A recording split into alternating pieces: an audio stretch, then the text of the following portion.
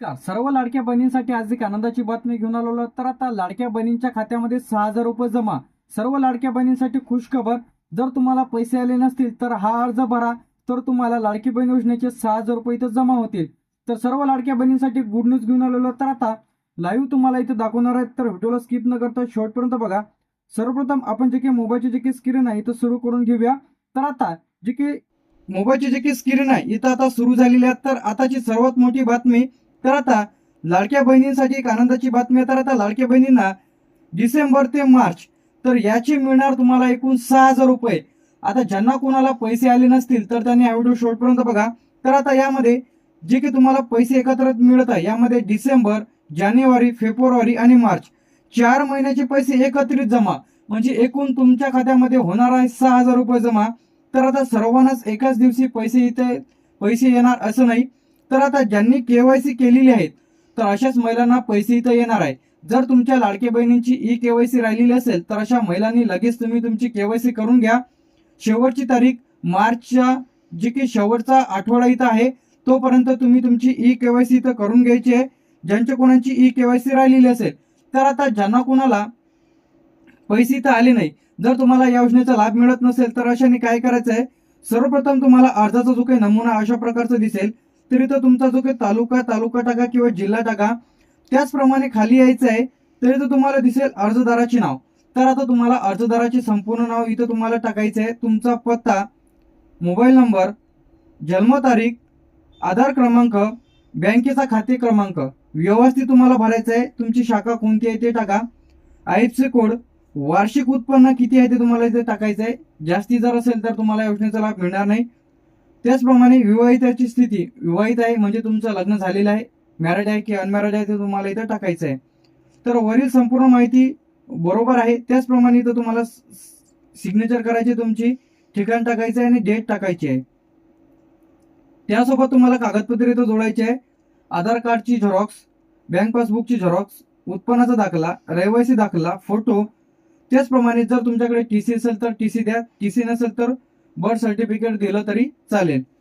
त्याचप्रमाणे आजपासून जे की लाभार्थ्यांना, अनेक लाभार्थ्यांचे जे काही प्रश्न आहेत की आमच्या खात्यामध्ये पैसे तर आलेले आहेत, तर आता जे की आधार लिंक खात्यामध्ये आता हे जे पैसे आहेत ते कोणाला मिळत आहे, ज्यांचं बँक पासबुकला आधार लिंक आहे तर अशांना पैसे येत आहे.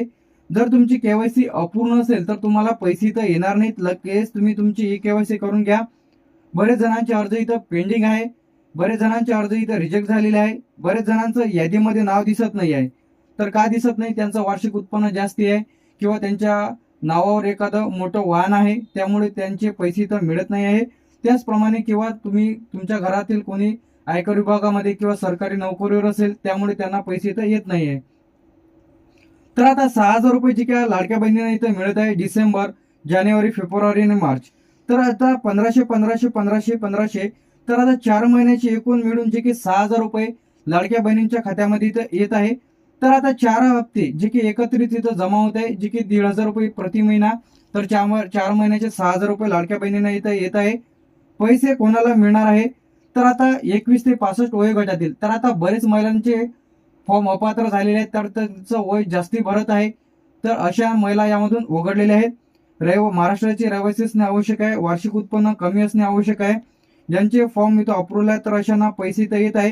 पहिला टप्पा वाटपास सुरुवात झालेली आहे. तर असं नाही की सर्व जिल्ह्यात एकाच वेळी पैसे इथे येतील.